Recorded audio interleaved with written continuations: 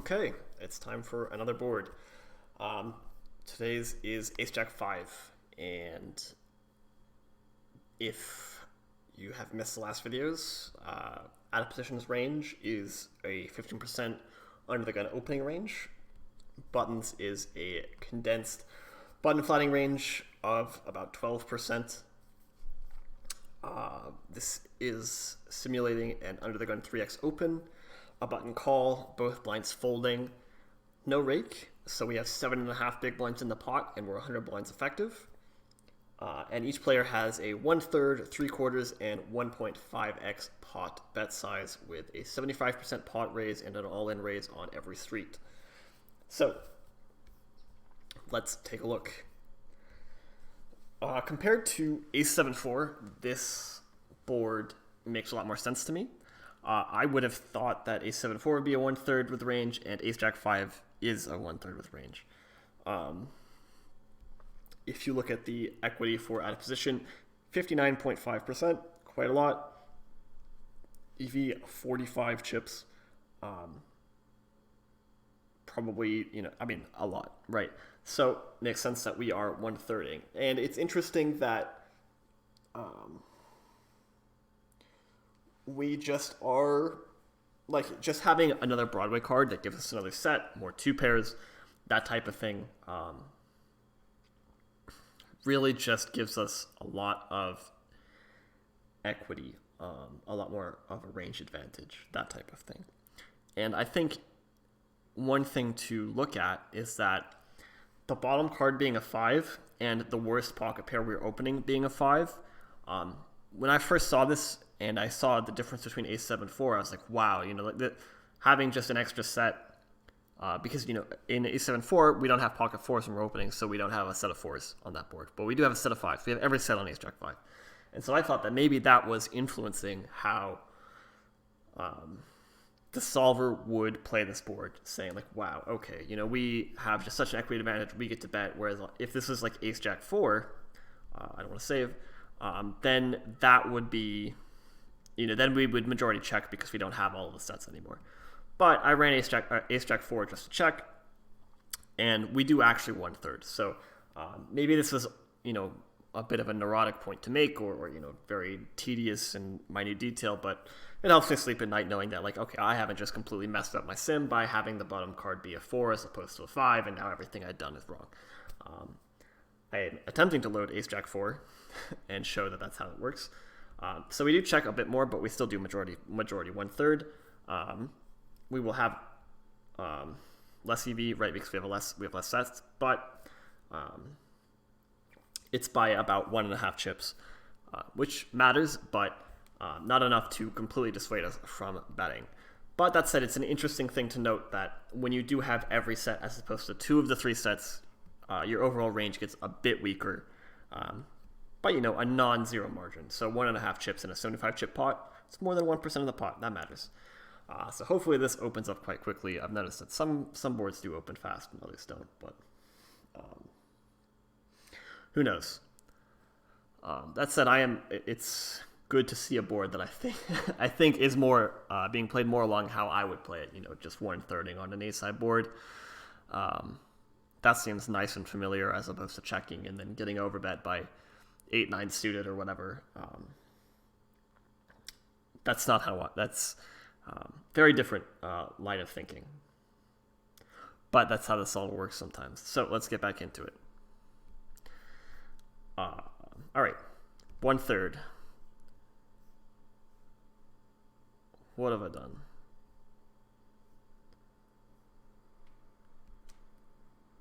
Have I run the same ranges against each other? No, my sim is just messed up for some reason. The ranges aren't changing. But I promise I ran... Okay, so Piosolver is just bugged right now.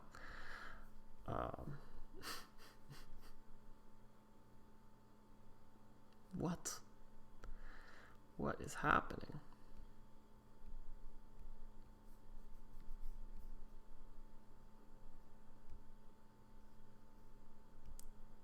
Okay. Hopefully that's fixed it. I don't think it has. Okay. That was weird. Hopefully, wow, it just really hasn't changed. Okay. Hopefully I don't have to check strategy every time. But here's some things to note, right? Our best top pairs, raising occasionally. 2 pairs, raising frequently, right? Half the time. Same with ace queen. King queen as a bluff, backdoor flush draw. Blocking ace x with the backdoor flush draw. Raising more often, right? King queen of hearts. Top and bottom, not raising as often as ace jack.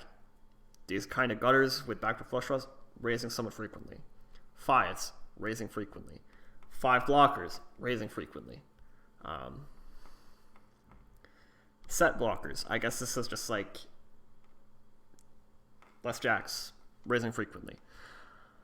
And then the rest is kind of just like calling, right? I think I would be hard pressed to find a call here with 6-6. Even versus 1/3, it seems like a pretty bad board for us. I don't know how often we get to showdown. But solver likes it for frequency reasons. I would assume it just like doesn't make that many chips.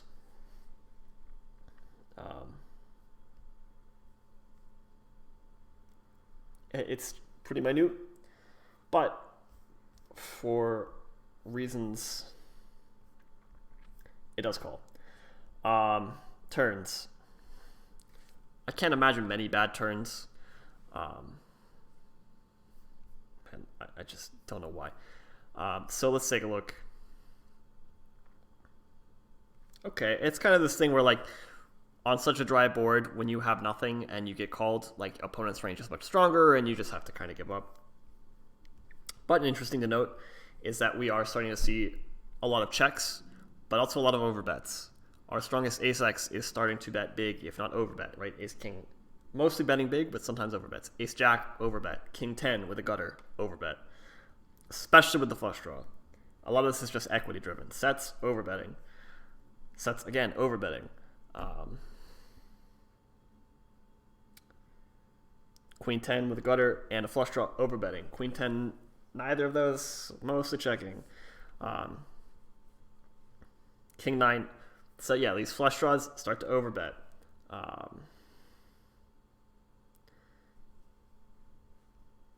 Yeah, that's cool. That's not something I'm doing. Ace 3, checking, seems fine. Excuse me.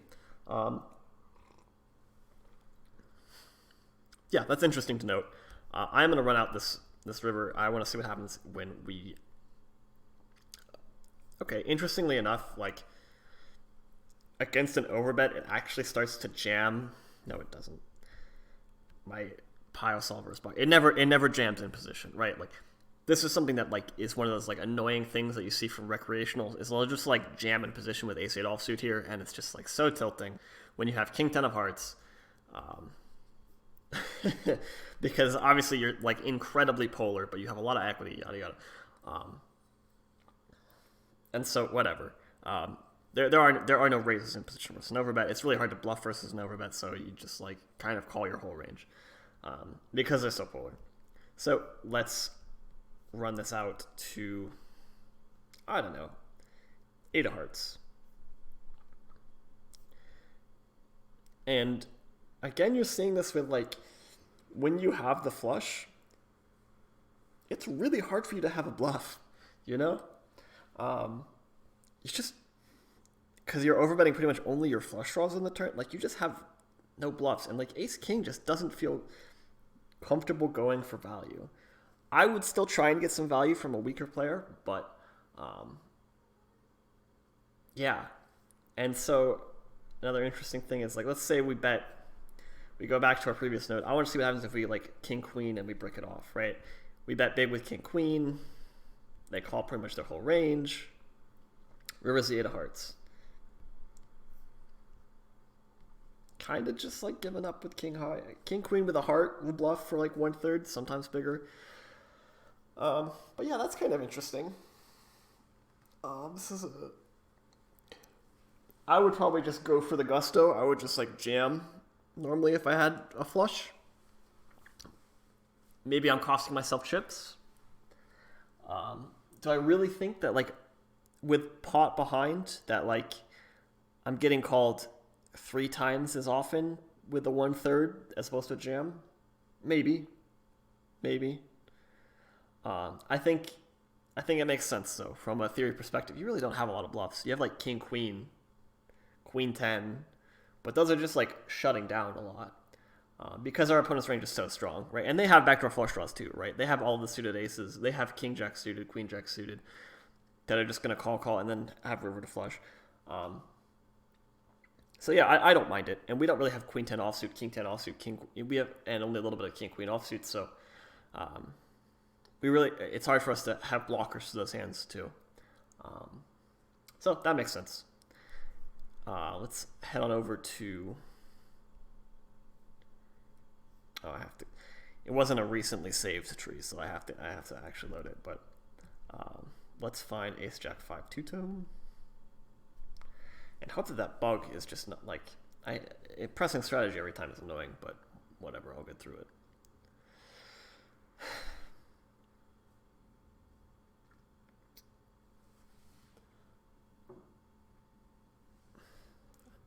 I don't know how these take so long to load sometimes. They're not solving anything when they're loading. They're just like some giant file, I guess.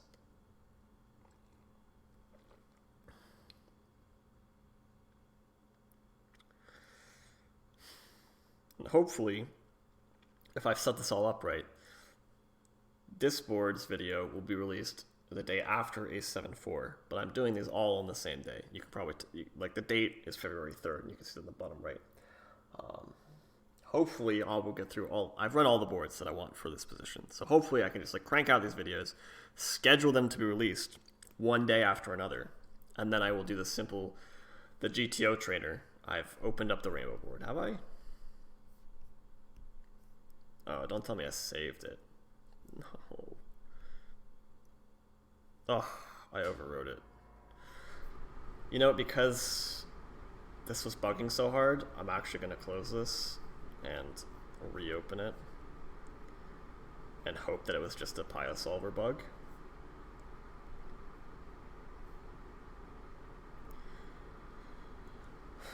If not, I'm probably just going to soldier on. Oh, I did mess it up. Christ. Fuck my life. Okay, well, we're going to go straight to the monotone board then. Two-tone boards are dumb and I hate them, so we're just not going to study that. If I get exploited for... Hopefully I don't make the main event final table and Ace Jack 5 two-tone comes up and I just make a fool of myself. That would be pretty goddamn epic. Okay. We're back. Monotone board. A lot more checking. That makes sense, right? Equity's still good though, right? As explored in the Ace-7-4 video, we have a lot of flushes. Having the Jack out there takes out King Jack suited, Queen Jack suited combos, Jack 10 suited combos, Jack 9 suited combos. So those never really make flushes, as opposed to like on Ace-7-4, we have those. So we have slightly less flushes. And I bet if I did this like Ace Queen Jack or King Queen Jack, we'd have even less flushes, right? But this isn't that bad for the PFR with narrow ranges, right? Like we have enough flushes. They don't have that many more. They're not like a big blind range that has 9 deuce suited and like every suited combo where they have all of the flushes and we just have a few. These ranges are quite narrow, and so we're not flush deficient. We're not, we're especially not flush deficient. We have all of the stronger one diamond hands like kings, king queen offsuit that have the nut flush draw or like the second nut flush draw. We have more sets. We actually have all of the sets. So yeah, this isn't that bad of a board for us. And we're betting 1/3 with kind of like everything. Everything kind of mixes. If you bet 1/3 with your whole range, I don't think that's that bad. If you check your whole range, it's probably not that bad either. But everything kind of just does it the same thing at half frequency. Queens betting more often. Kings betting more often when they have a diamond. Kings no diamond prefers to check. That makes a lot of sense. Honestly, this board just makes a lot of sense. Again, that bug is still there. I don't know what that is. But yeah, not a lot of raises. Uh, Maybe it might be worth node locking this if we get raised by a flush, but I think players are getting better nowadays, and they're not just like raising in position when they only have a strong hand.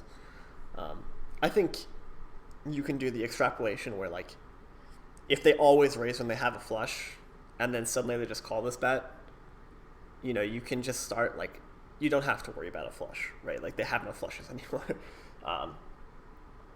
And so I think players are getting better at flatting kind of more the stronger hands, if not their whole range. And so we'll just do a call. We'll see what the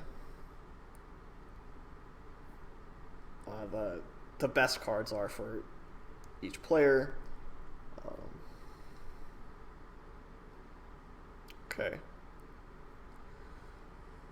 Wow. All right. So as we would expect, the fourth diamond is quite good for the PFR. But again, on these two Broadway boards, when you get called and you've whiffed, like you have eights and you see that 1/3, or you have king 10 offsuit and you see that 1/3, and the guy calls, he has a very strong range, right? As opposed to on ace 7-4 or 7-6-3. He has a good pair a lot of the time. He has a pair with a redraw. He has a flush. He has a set. He has two pair a lot. And so your air just kind of gives up. And so we see these turns become more polar. We see that out of positions equity becomes worse. But obviously favoring the Broadway hands, because that's the C bets that whiffed are going to pick up equity on those. So yeah, that makes sense. This makes sense to me that we just start ending up checking a lot. We can have flushes, start bet, check, everything's fine, leaning check. This is just kind of one of those boards where you can just kind of do whatever and be okay. Like there's not a whole lot of surprises here, and I'm trying to find some. And as part of that, like I can't really find many surprises type thing. Like I couldn't find a node lock that was worthwhile. This board seems like surprisingly straightforward. We obviously didn't get to see the two-tone version, which is a frustrating thing, but this seems pretty understandable. I think Ace Jack 5 is a board that I get. I get why it's better than Ace 7-4 for out of position, and I kind of get how these turns and rivers end up playing. But I don't think there's much more to learn from node locking these spots, or maybe I'm missing something egregious. But yeah, that's the board, folks.